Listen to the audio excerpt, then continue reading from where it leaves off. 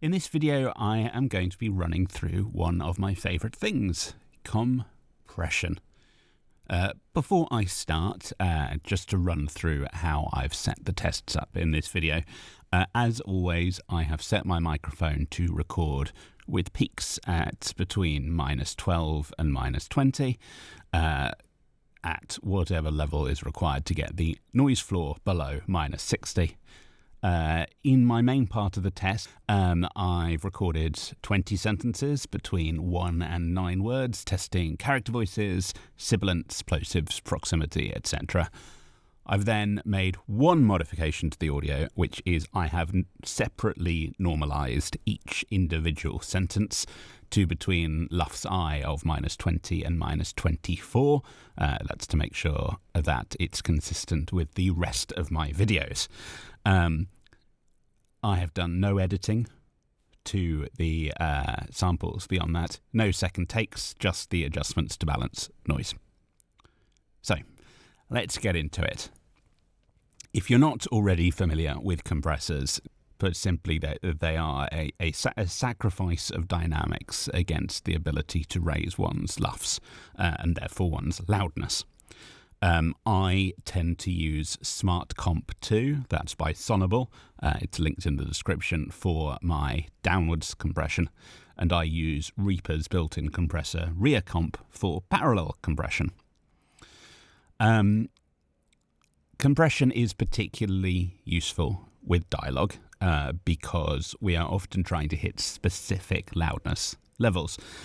For example, we are trying to hit RMS of -20, that's RMSI of -20 when we are preparing audiobooks for ACX or Audible more generally.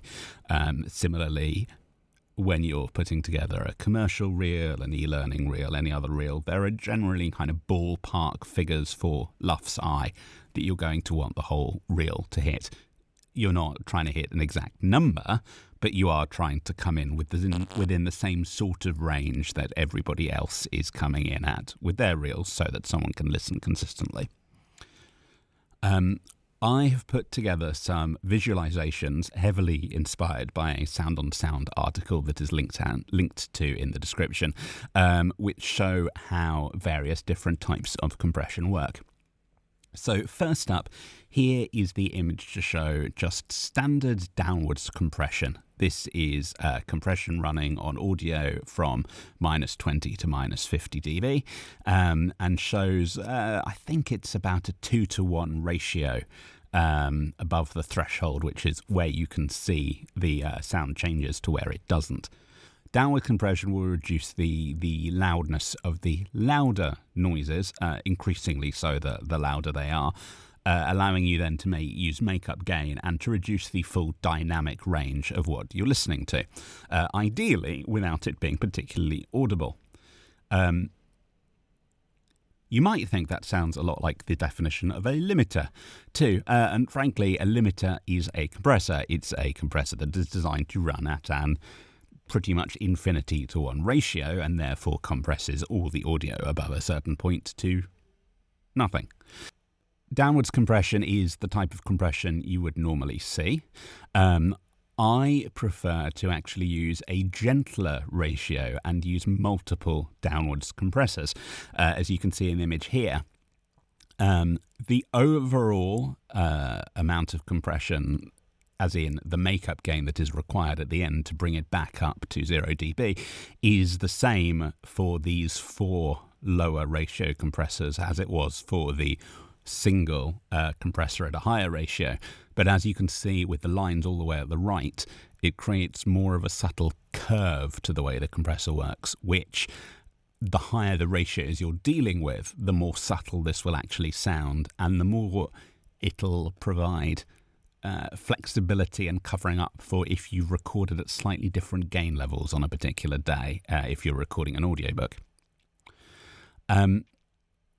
My favourite compression technique is parallel compression. Just before I talk about parallel compression, let me just talk through the opposite of downwards compression, which is upwards compression, which you can see in this chart here. As you can see, what happens here is that the further away downwards you go from the threshold, the more the audio is pulled up, which of course, just as with downwards compression, does mean you've got an increased noise floor at the end of this, but you're not applying makeup gain. What you are, however, doing is increasing the volume of the quieter sounds rather than decreasing the volume of the louder sounds.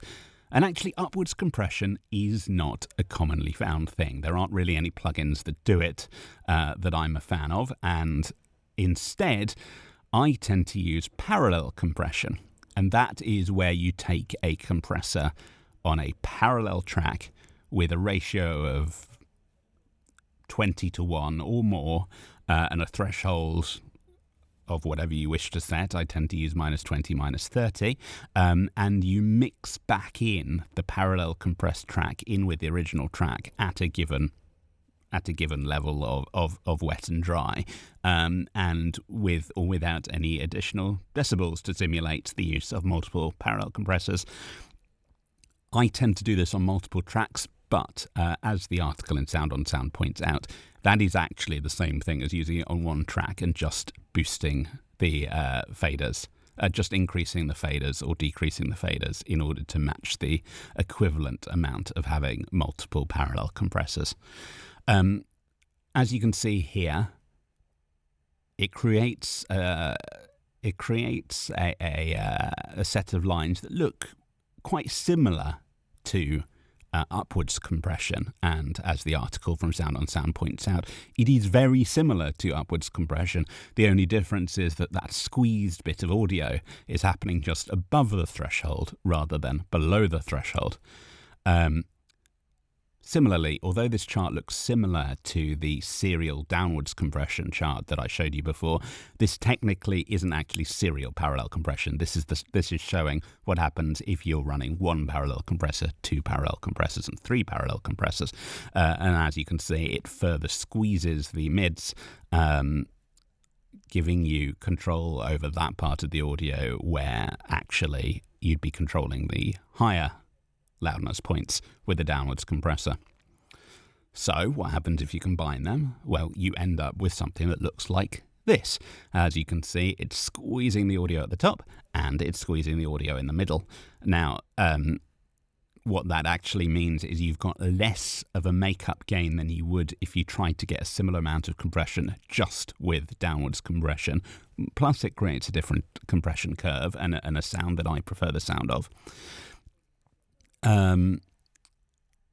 It does, as you can see, significantly increase the noise floor. And of the things I'm going to show you, it is the thing that shows the most increase to the noise floor. That is why, when I'm using it for audiobooks, I have to run RX11 voice denoise very early on in my FX chain, because if I decide to use any parallel compression, or even any compression at all, really, the increase in the noise floor later on will bring me up above the target levels of -60. Now, anyone who's been through my recording audiobooks using Reaper course will know that I actually use TriLeveler 2 as well, which is a kind of automated gain rider.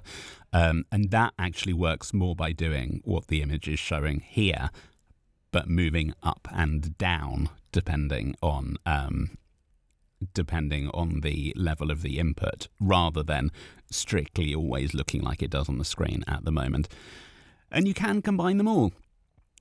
You'll see I have run through a full whack demo in the sections coming up, and that is where I have run downwards and upwards compression on audio that had already gone through TriLeveler. Not something I would normally do, but done for the purpose of just showing how that works and how it ends up. So the tests I'm running are running through audio with just a limiter. That's just to make sure that we do not have any peaks, and to show how that sounds. It's quite difficult to hear, but you can hear if you know what you're looking for. A second test on single compression with a higher ratio. A third test on serial compression using 4 compressors at a lower ratio to get a similar amount of compression. A test to show the effect of parallel compression and how that sounds on the audio. A test to show the effect of compression both ways, so getting the benefit of both sets of compressors, and a test to show what TriLeveler does to the audio. Finally, just for fun, there is what is described on screen as the full whack, and that is running downwards and parallel compression simultaneously to really squeeze the audio and, unfortunately, also really magnify the noise floor.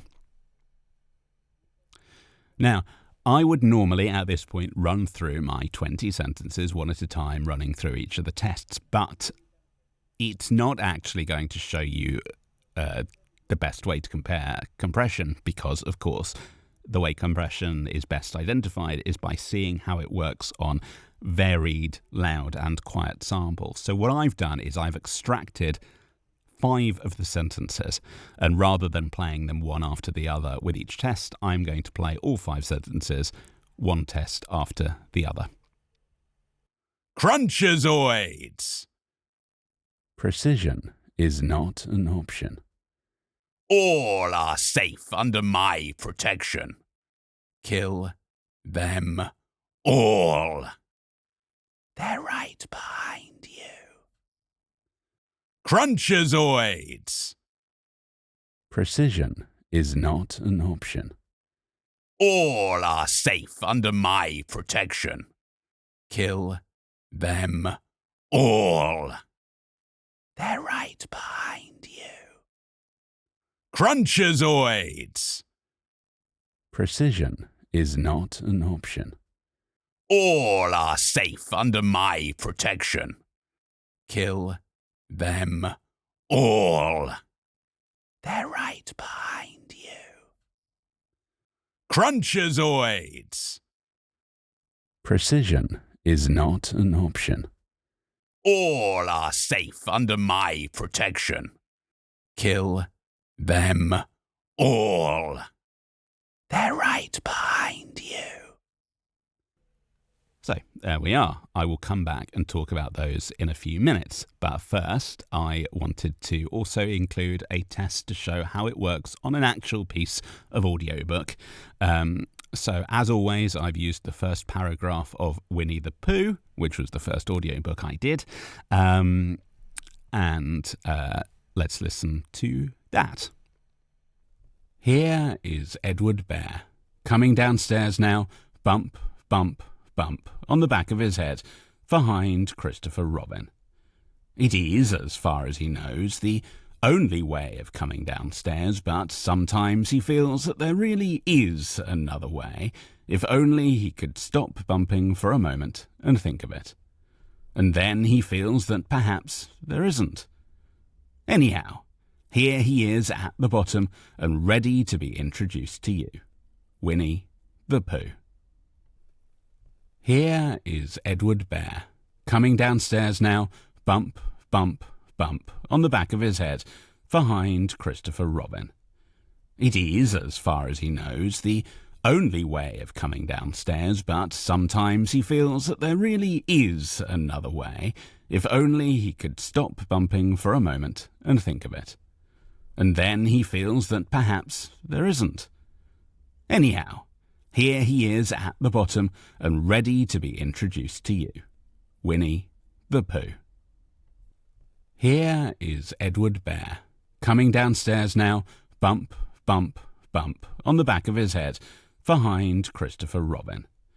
It is, as far as he knows, the only way of coming downstairs, but sometimes he feels that there really is another way, if only he could stop bumping for a moment and think of it.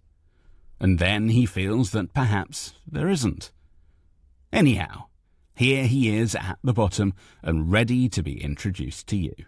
Winnie the Pooh. Here is Edward Bear, coming downstairs now, bump, bump, bump, on the back of his head, behind Christopher Robin.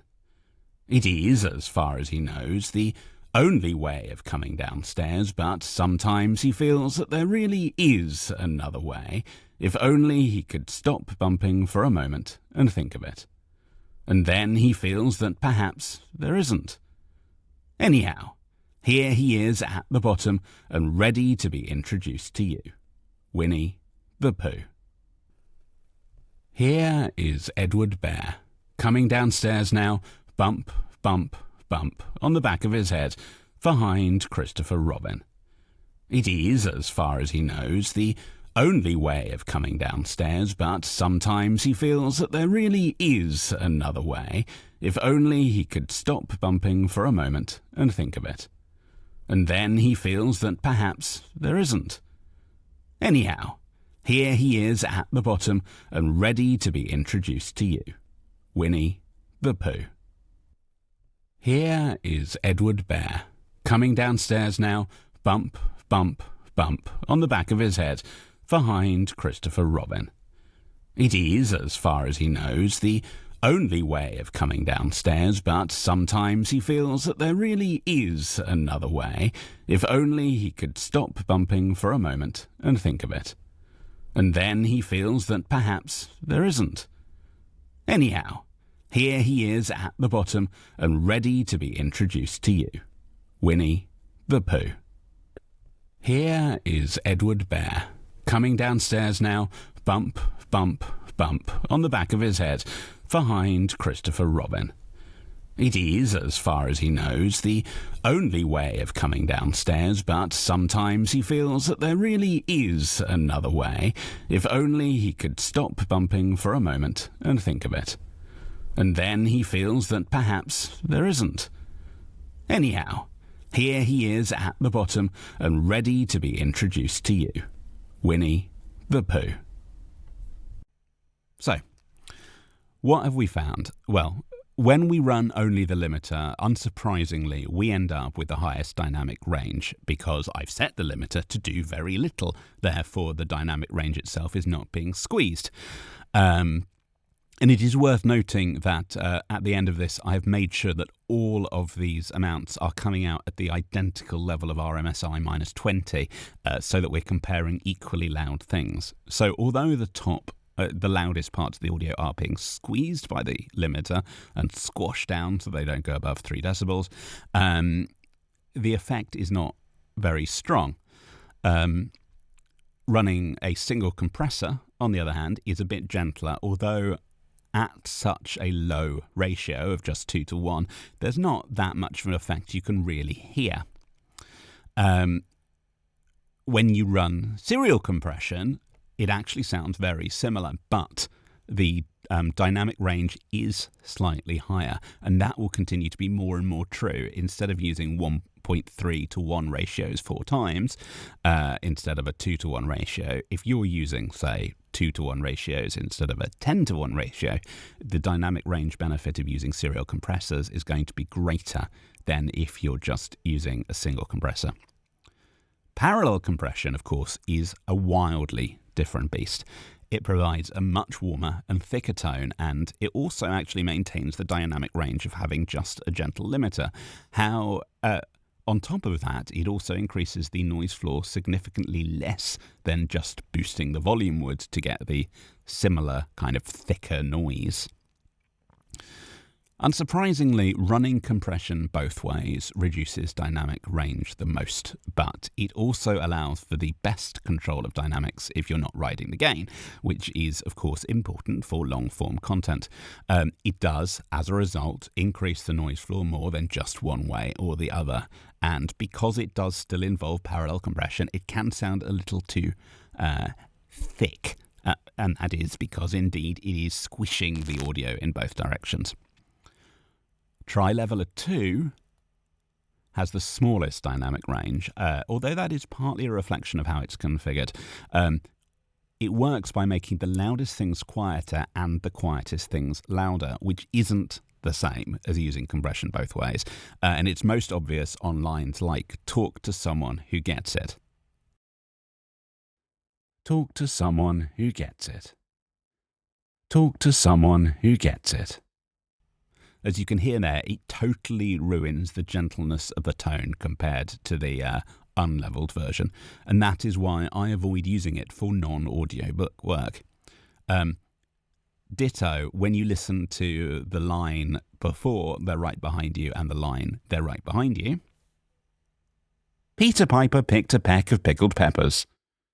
They're right behind you. As you can hear, there was a sudden change in noise floor, and it is why an adaptive noise reducer like RX Voice Denoise is so important. You might be fine if your noise floor is below -70 or so, but mine certainly isn't, and it's going to be obvious a level is being used.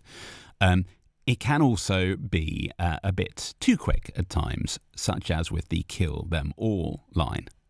Kill them all. Let's hear again how that's meant to sound. Kill them all. As you can see, the three words are said originally at different levels, but when we listen to it with the TriLeveler, kill them all, the three words end up sounding like they're the same volume, even though they're not originally. There is one big benefit of TriLeveler, which is kind of separate to all of this about dynamics and loudness, though. What TriLeveler 2 does well is it works well for covering up when a chapter has been recorded across two different sessions, or, as is inevitable, when you have taken multiple sessions to record a long book. There may be slight differences in noise floor on a particular day. There might be slight differences in how your voice sounds. There might be slight differences in where you've got the gain set exactly. But it will all sound much more similar by running it through TriLeveler 2.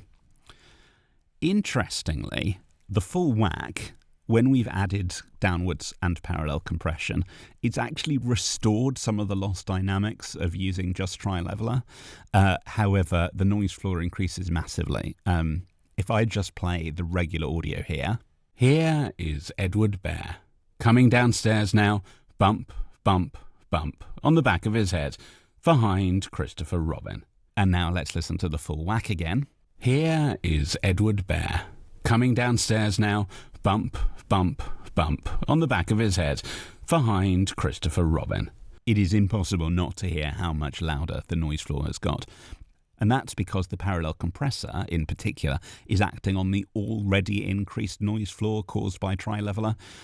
So this can be alleviated by just changing the order of operations in the plugins or changing how TriLeveler is configured. Some final thoughts. As I said, all are set to be at an RMSI of -20, but I do prefer LUFSI as a better measurement. So if I just run through things, whether we are using the limiter-only single compressor, serial compressor, or parallel compressor, the effect on LUFSI and LRA, which is the dynamic range of loudness measurement, there is little change between those four types of compression. Once we apply compression both ways, we end up slightly reducing the LUFS, not so much that it's actually really important, and in fact that's the case for all of the remaining three tests, but we do significantly decrease the dynamic range. That's even more once we apply TriLeveler 2. That ends up with the same LUFSI value as compressing both ways, but further reduces the dynamic range, which, interestingly, is slightly recovered once we do the full whack. So, a little bit of further reading. I highly recommend reading the Sound on Sound article that I've repeatedly mentioned, and I also find the Fab Filter Learn articles, which are linked to in the description, also very useful. Coming up in the next video, I will be returning for a little while back to microphone reviews. So I will be looking once again at the Sontronics SDC-1. You'll know from a recent video that I did feature this with the hypercardioid capsule, but I will this time be looking at it with the cardioid capsule, comparing it against the cardioid TLM 102. Wildly different price points, but funnily enough, the only cardioid microphones I own. So I hope to see you back next time for that review. See you soon.